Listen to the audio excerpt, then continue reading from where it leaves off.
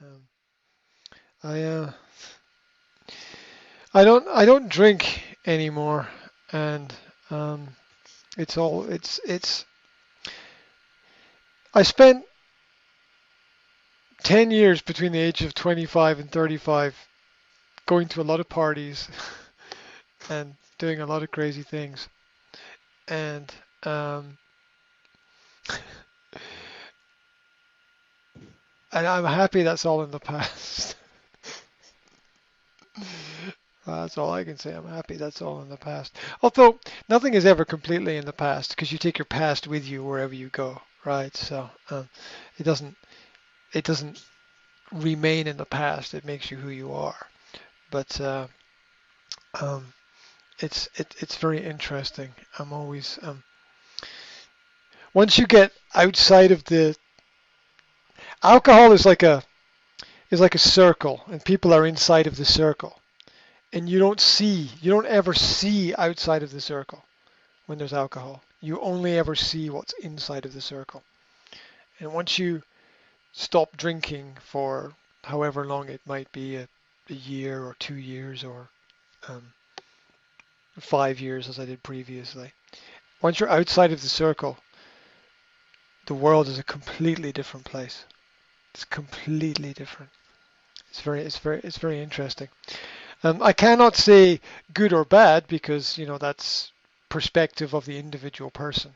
Each person has to make their own choice about what is good and bad for them, um, and suffer the consequences. But it's very interesting for me when people go to business events or corporate events, and there's the opportunity. there's it's like there's a little button which is like the no control button, right? And it's like, oh, the company is paying. Press, press the no control button. Round of beers and another round of beers at the same time, please. But I haven't Exactly. finished. But I haven't. But I haven't finished my last beer. Shut up. Shut up and drink. Okay, okay, okay. And men being men, which means men being stupid, because that's what men mostly are, stupid. Um, it becomes an ego thing with their personalities, and they first of all, the first problem is they can't say no, right? They don't know when to say no. Big male problem. Men don't know when to say no and how to say no properly. And the the other problem is just they just encourage each other. This becomes a competition between men for who can be the most stupid. Women, on the other hand, are far more intelligent than men in that area. And no, they are seriously, they are. They know when to step back and stop and think about things in a more civilized, maybe productive, maybe organized way. The trouble is that a lot of the advances that happen in life and society come from the madness, come from the craziness.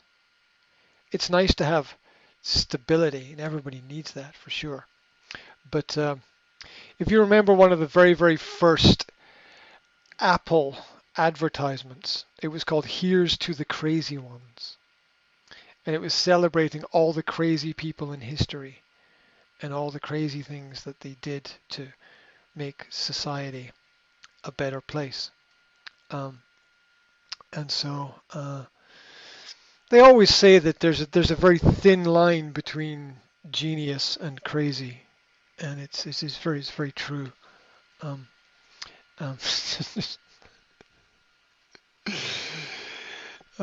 anyway, yes, corporate meals. In in enjoy every opportunity that you get. If somebody else wants to pay for everything, then um, that can be a very nice thing for them to do, for sure. So enjoy it because not everybody gets that chance. It's a nice thing. I know that that kind of thing is not for me. There are times in the past when I've been invited to those kind of events, and have very often said no, thank you, because I know that I know the social pressure of the event, and I know how it ends. You know, it's I know how it ends, and it's like I'd I'd I'd rather do my normal thing than be completely crazy. Um, and maybe it's an as you get older thing, you just become more comfortable with doing your own thing. But yeah, the people when somebody else says I will pay for things, people tend to not limit themselves in the way that they should, um, which is hmm, hmm. Well, we all have these choices to make. So uh, interesting. You also get to see another side of people as well, and that's not a bad thing. You know, it is s- sometimes people who are quiet in the office can be louder outside of the office. Sometimes people who are louder in the office can be quiet. Sometimes they can be the same. Um, it's in it varies. It's also good to see how people interact in social settings, right? You get to you get to learn more about who you can trust as well. That's what the key is in any kind of social event. The key in any social event is understanding who you can trust. And you learn who you can trust by taking a step back and watching everybody and seeing how they interact and seeing if they are responsible enough to do certain things. Because you will really only climb the ladder of success in life, and success means different things to different people, but you'll only climb the ladder of success if you can handle responsibility well. Like if you can't handle responsibility well, then you won't be able to climb the ladder. And in these kind of settings, handling responsibility well means limiting yourself,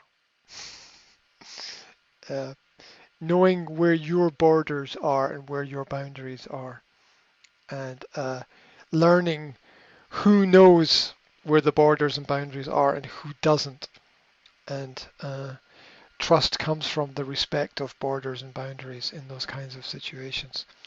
And so there's a lot you can learn there, which often doesn't appear in uh, daily work. And it's also about those little habits, which is my main point to everybody this week, is that the little things become the big things over periods of time. The little habits become very, very, very important. The ability to say, I'm full when you're full, and to mean it, and to make sure that you don't eat anymore is not just something that's important at one point in time, it's something that's important all the time. Just like the ability to say, I've had enough of anything, whether it's food or drink or uh, somebody's company or a conversation or whatever it might be. When to turn off the music or turn off the TV or whatever. That knowing the limitations and being able to live within setting your own limitations to things is extremely important, and it tells us a lot about other people when they don't have that method of self-control. When I was younger, I thought that it seemed to me that the people who had more self-control were very boring, and I was so wrong.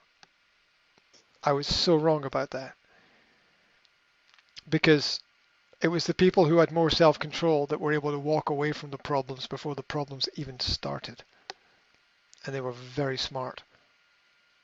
And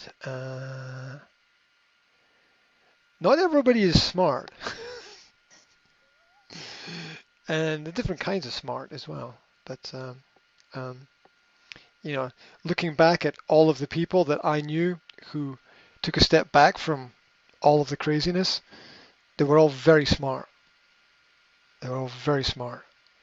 They were all able to go, no, thank you. That's okay. I'm fine. I'm going. I'm going home. I'm tired. I'd like to have a peaceful night's sleep, you know, because I got to get up and live my life again tomorrow. I got to get up and do the same stuff again tomorrow that I did today, right? And that's just a super smart way to approach life. And those little things really, really, really build up over time. The ability to say no is so important. Whether it's that extra chocolate biscuit or whether it's that meeting that you don't want to have that you know is not going to be good anyway. You know, there are all those things. Whether it's not buying something that you want to buy because you know you don't really need it. Um, whether it's because you just don't know, you know, about things as well. You know, it's okay to say no because you don't know. Um, and the greatest thing that we can buy is time. And sometimes when we say no, we buy ourselves time, and that really matters as well.